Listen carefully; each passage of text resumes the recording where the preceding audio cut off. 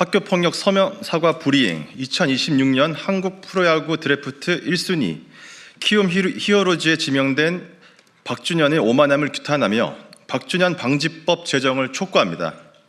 행정심판위원회의 학교폭력에 대한 서면 사과 결정이 나온 지로 오늘로 70일이 다 되어갑니다. 피해자들은 학교는 배우며 성장하는 곳이지 증명하는 곳이 아니라는 소신을 가지고 지난해 말 사과에 앞서 먼저 만나자고 용기 내어 제안하였습니다. 안타깝게도 피해자가 먼저 내민 손길도 잡을 수 없을 정도로 숨어버린 가해자를 화해와 용서라는 이름으로 더 이상 보듬을 수는 없습니다. 이에 오늘 우리는 집요하고 잔인한 학교 폭력으로 삶이 파괴된 피해자와 피해자의 가족의 고통을 외면하고 우리 사회가 합의한 최소한의 법적 조치마저 무력화시킨 가해자 박준현의 오만한 행태를 강력히 규탄합니다. 학교폭력 가해자 박준현은 학교폭력 예방법에 따른 서면 사과 처분을 이행하지 않았고 결국 사과를 거부하였습니다. 이는 단순한 불이행을 넘어 우리 사회의 교육적 근간을 뒤흔드는 것이며 사법 정의에 대한 부끄럽고 초라한 도전이라고 생각합니다. 헌법재판소는 서면 사과 조치가 가해 학생의 양심의 자유나 인격권을 침해하지 않으며 오히려 자신의 잘못을 성찰하고 건전한 사회 구성원으로서 공동체로 복귀하기 위한 교육적 조치임을 명확히 판시했습니다. 박준현의 사과 거부는 자신의 안위만을 생각한 나머지 피해 학생들의 보호, 교우관계 및 학교 공동체 회복이라는 공익을 저버린 것이고 이를 외면한 박준현의 행보는 피해자에게 씻을 수 없는 2차 가해를 가하는 것입니다. 2026년 한국 프로야구 신인 1순위 지명으로 받았던 화려한 스포트라이트는 한순간에 사치가 되어버렸습니다. 학폭에는 반드시 불이익이 따른다는 무관용 원칙을 담은 정부의 학교폭력 근절 종합 대책에 따라 2026학년도 대입 수시 전형에서 서울 지역 주요 대학 11곳이 학폭 가해 전력을 이유로 감점한 수험생은 총 151명이었고 이 중 150명이 최종 불합격 처리되었습니다.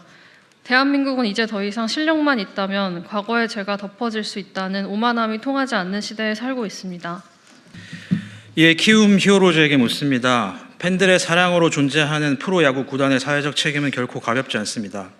학폭 가해자인 지명 선수가 명백히 인정되는 과오에 대한 사과조차 이행하지 않는 상황에서 키움 히어로즈가 이를 묵인하고 영입을 강행한다면 이는 구단 스스로 윤리 경영을 포기하는 것입니다.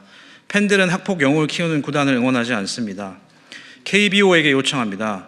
KBO 규약 제151조는 과거 학교폭력, 인권 침해와 관련한 부적절한 대응 등 경기 외적으로 품위를 손상하는 행위를 하여 사회적으로 무리를 일으킨 경우를 제재 대상으로 명시하고 있습니다. 1200만 관중을 돌파하는 프로야구 흥행의 역사 한가운데서 KBO의 역할이 막중함을 잊지 마시기 바랍니다. 이번 학폭 사건의 피해자인 아버님의 호소문을 낭독이 있겠습니다. 학폭 사건을 진행하며 지내온 시간이 어느덧 10개월이 지났습니다. 욕도 먹고 협박도 당하고 격려도 많이 받고 수없이 많은 일들이 있었습니다. 지금도 어디선가 학폭 피해로 인해 상처받는 아이와 그 가족들이 있을 겁니다. 우리가 잘해야 다른 이들에게 피해자로서 소리낼 수 있고 피해를 밝힐 수 있는 힘이 될 거라는 말에 열심히 준비했습니다. 학폭 피해자로서 사건을 준비하고 진행하는 과정은 너무 힘들고 외롭고 괴로운 시간이었습니다. 왜 많은 이들이 밝히지 않고 숨기고 지나가는지를 뼈저리게 느꼈습니다. 정말 하고 싶은 이야기가 많으나 꼭 하고 싶은 이야기는 이렇게 잘못을 하고도 빠져나갈 수 있는 구멍이 있는 법 제도를 바꿔야 한다고 생각합니다. 저희 사건이 최초의 결과를 뒤집으며 학폭 인정이 되며 많은 격려도 받고 또 다른 곳에 있을 비슷한 처지에 운동하는 학생들 또는 일반 공부하는 학생들에게 좋은 영향이 있을 거라는 얘기도 많이 듣고 다른 학폭 피해자들이 상처를 치유할 수 있는 기회를 생각하게 될 것이라는 얘기도 많이 들었습니다. 하지만 박준현 측에서 대응하는 방식을 보고 시간이 지나면서 이제는 격려와 칭찬이 저희를 향한 핀잔이 되고 원망이 되어 돌아오고 있습니다. 박준현은 이렇게 할 건데 왜 했냐는 등, 박준현은 다 빠져나갈 구멍 준비하고 있었다는 등, 힘들게 왜 시간 버리고 돈 버리냐는 등, 이길 수 없는 싸움이니까 하지 말라고 했다는 등, 유전무죄 무전유죄라며 그래서 아무도 안 하는 거라는 등 갖가지 얘기를 들으며 오히려 어딘가에 있을 학폭 피해 학생들이 이 사건의 박준현의 대응을 보며 학폭 가해자들은 빛을 보고 학폭 피해자는 다시 어둠을 다시 보게 되고 상처를 받고 숨을 거라고 생각합니다. 박준현의 침묵 대응은 많은 학폭 피해 학생들과 그 가족들이 아픔을 얘기하고 상처를 치유받기 위해 나서려고 했다가도 다시 숨을 수밖에 없는 상황을 만들었습니다. 그래서 법 개정을 통해서 박준현과 다른 학폭 가해자들에게 남들에게 피해를 주고 상처를 주면 피할 수 없다는 사회의 정의를 알려줘야 한다고 생각합니다. 그래야 학생들도 학폭에 대한 경각심도 생기고 학폭에 대해 쉽고 우습게 생각하는 일이 없을 겁니다. 또한 올해도 학폭으로 인한 대학 입학 취소가 되는 학생들이 있습니다. 박준현은 아직 학생입니다. 1라운드 프로야구 선수 이전에 학생입니다. 그렇다면 다른 학생과 마찬가지로 공평한 처분이 있어야 한다고 생각합니다. 박준현에게 아무런 징계 없이 지나간다면 대학 입학이 취소된 학생들의 형평성을 가지고 불만이 있을 수도 있다고 생각합니다. 법 개정을 통해 그런 형평성의 문제도 제거해야 합니다. 법 개정을 통한 첫 사례는 박준현이어야 합니다. 고3 학생 누구나 사회로 나가는 중요한 시기에 누구는 빠져나가고 누구는 못 빠져나가는 이런 아이러니한 상황은 없어야 한다고 생각합니다. 저희 아이와 저희 가족은 학폭 인정 결과 후 속 시원히 맘 편히 지낼 거라 생각했으나 오히려 전보다 더 힘든 시간을 보내고 있습니다. 이것 또한 학폭의 2차 가해라고 생각합니다. 저희뿐만 아니라 얼마나 많은 피해보는 학생들이 나와야 하는 겁니까? 마지막으로 다른 피해 부모님이 하신 얘기가 있습니다. 저는 박준현을 용서한 적이 없다. 가슴속에 묻어놓고 가는 거다. 가슴 아프지만 이유는 아이의 꿈을 위해 상처를 감추고 그냥 안고 가는 것입니다라고 했습니다. 수많은 운동시키는 부모님들의 혹시나 피해를 보신 부모님들의 생각과 마음이 이럴 거라 생각합니다.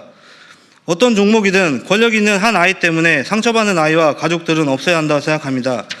지금 현재 오늘까지도 후한무치한 박준현을 엄벌하여 엘리트 스포츠와 체육계에 학폭에 대한 경각심을 알려주시기 바랍니다.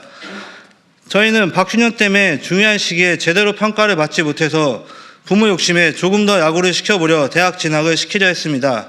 하지만 박준현에게 당한 트라우마로 그라운드에서 친구들과 선배들과 있다가도 고등학교 때 친구들과 얘기하고 쉬고 있으면 박준현이 친구를 데려가거나 친구들이 박준현이 오면 자신을 피하고 혼자만 남겨지게 되고 숙소나 어디에서도 박준현에 의해 혼자 남겨질 때마다 수치심과 모멸감을 크게 느끼고 혼자 있거나 혼자 앉아있는 자신의 모습에 상처를 많이 받아 대학교 합류 후 야구장에서 운동 잘하다가도 또 혼자 남겨질까봐 야구장을 가는 게 두렵고 무섭다고 하였습니다. 또한 이 사건에 대한 각종 오측과 다른 사람들의 질의응답이 괴롭다고 하여 견딜 수 없어 이제는 야구를 그만둔 상태입니다. 지금도 2차 가해를 당하고 있습니다. 마지막으로 두 학생을 올바르게 지도하고 감독해야 했었던 학교 당국과 야구부 지도자들에게도 학교 현장의 교육자로서 법적 책임, 어른으로서의 도덕적 책임을 묻겠습니다. 감사합니다.